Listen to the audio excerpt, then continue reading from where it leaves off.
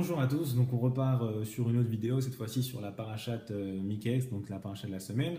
On va faire un petit, très rapidement, on va réexpliquer le début de la paracha. Donc Paro va faire deux rêves, va faire un premier rêve et il va voir en fait qu'il y a sept vaches qui sont mauvaises à voir, qui vont réussir à engloutir cette vache qui était belle à voir. Et on va voir le deuxième rêve, on va voir en fait, donc ce sont les épis maigres qui vont engloutir les sept épis pleins.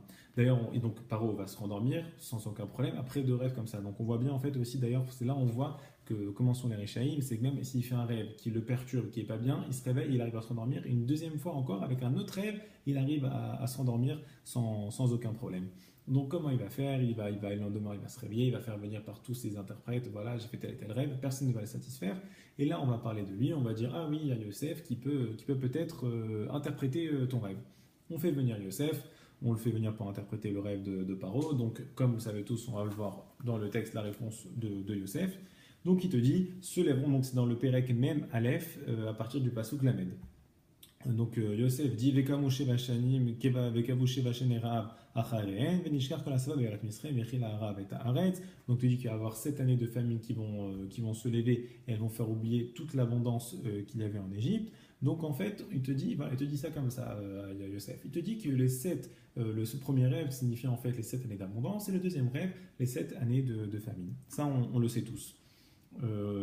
Et on va se poser quand même deux questions. On va continuer à voir. Et maintenant que Paro voit un homme intelligent et sage qu'il le place sur le pays d'Égypte.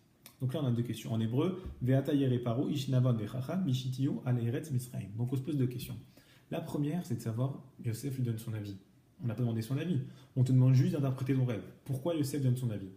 Deuxième chose, c'est en fait, il te dit de placer un homme intelligent et sage sur l'Égypte. Attends, je comprends pas.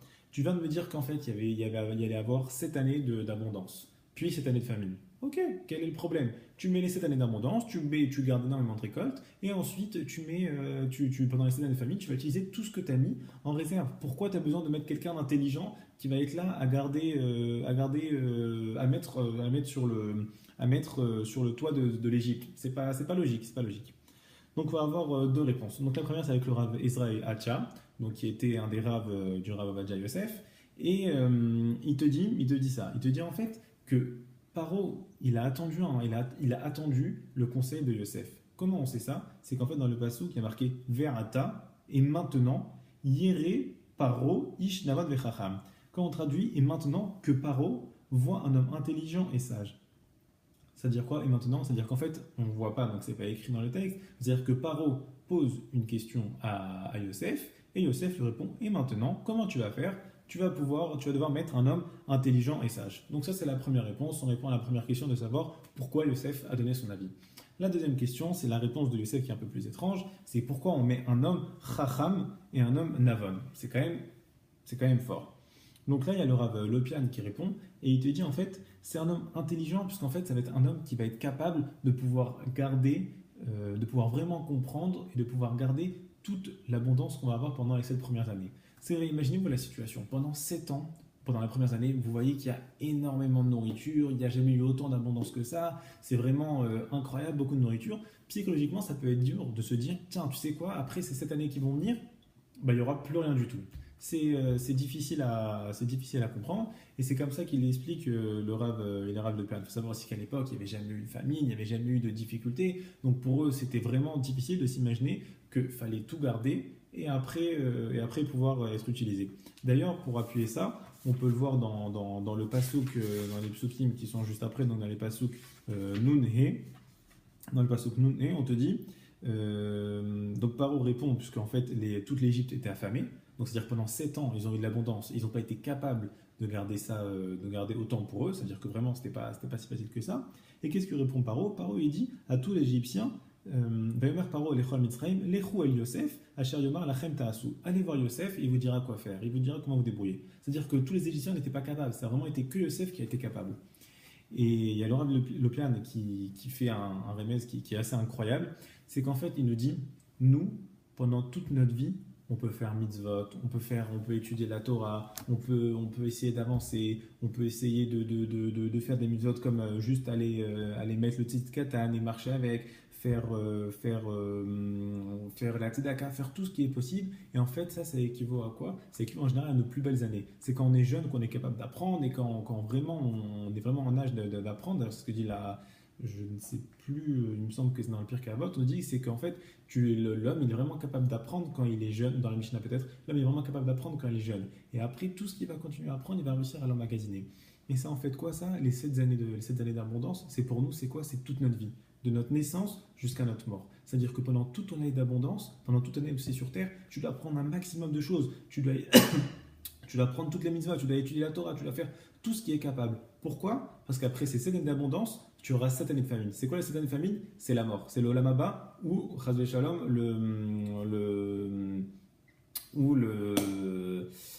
le Gehinnom, pardon. Ou le Gehinnom. Donc c'est Olam Haba ou Gehinnom. C'est-à-dire qu'en fait, une fois que tu es arrivé là-bas, Olam Haba ou Gehinnom, tu ne peux plus rien faire. C'est seulement si tu as pris un maximum de recharge pendant tes 7 années d'abondance qui équivaut à ta vie, que tu vas être capable de pouvoir les utiliser et de les mettre en valeur dans ton Olam Haba ou dans ton Gehinnom. Dire qu'il faut vraiment qu'on comprenne ça. Et c'est magnifique d'ailleurs ce que dit le Rav Lopian. C'est vraiment tes 7 années d'abondance, c'est toi sur Terre, sur toi tout ce que tu es capable d'emmagasiner ici pour pouvoir après l'utiliser en haut si Dieu veut au Olam Haba.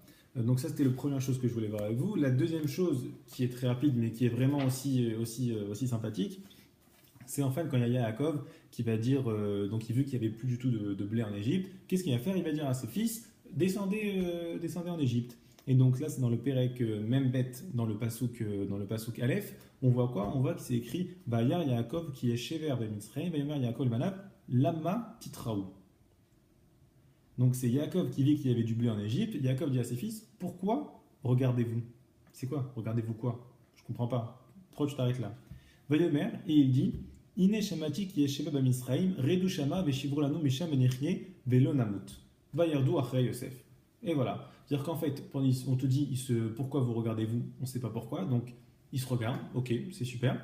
Il leur dit quoi? Il leur dit, voilà, j'ai entendu qu'il y a du blé en Égypte. Descendez là-bas, achetez du blé, nous vivrons et nous mourrons pas. Et là, pas de problème, les enfants, ah écoute, t'as raison, on y va, on s'est posé des questions pendant des années, pendant des mois, pardon, et là, vas-y, il n'y a pas de problème, on descend, on ne comprend pas.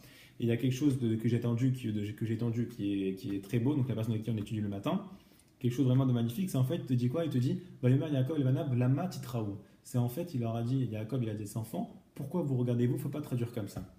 C'est en fait Lama Tav Tiraou. C'est-à-dire en fait, Lama, donc Tav, qui est la gématria de 400, c'est pourquoi vous regardez les 400 années d'Égypte. Donc c'est ça, Titraou, Tav, Tiraou. Et en fait, pourquoi vous regardez les 400 années? Et il répond quoi? Il dit, Vayomer, il est Redou. Redou, c'est quoi? Gématria 210, Resh 200, Dalet 4 et Vav 6. C'est, il va dire Redou, Vénéchier, Vélonamut. Il te dit, vous inquiétez pas, vous n'allez pas avoir 400 d'esclavage et vous n'allez pas mourir. Non, descendez, on va être esclave seulement 210 ans au lieu de 400 ans grâce à la bonté de Akadosh Baruch Hu. Donc voilà, j'espère que ça vous a plu. Et donc comme on le sait, donc ça continue Hanouka si Dieu veut vendredi et samedi. Donc bien sûr vendredi on allumera d'abord la Hanoukia et ensuite les nerfs de Shabbat. Il faut bien penser que la Hanoukia doit brûler jusqu'à encore une demi-heure après la Shkia. Donc en général après Tzedakah Koravim. Donc ça va être à peu près 1h30 de quand vous allez l'allumer. Donc bien penser à avoir autant d'huile, avoir un maximum d'huile. Et samedi soir, comme on l'a dit la dernière fois, d'abord la Havdalah et ensuite on allume la Hanoukia.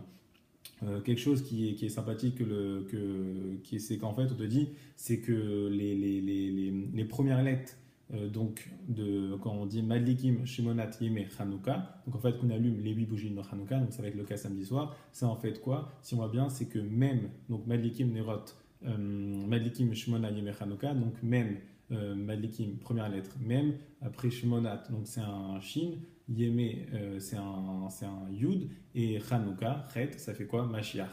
Donc si Dieu veut qu'on puisse voir à l'avenue du Mashiach, après Hanouka, et qu'on soit tous ensemble avec la reconstruction du troisième Tamikdash. Amen, Kinyaratson, Shabbat Shalom, et Hanouka Sameach.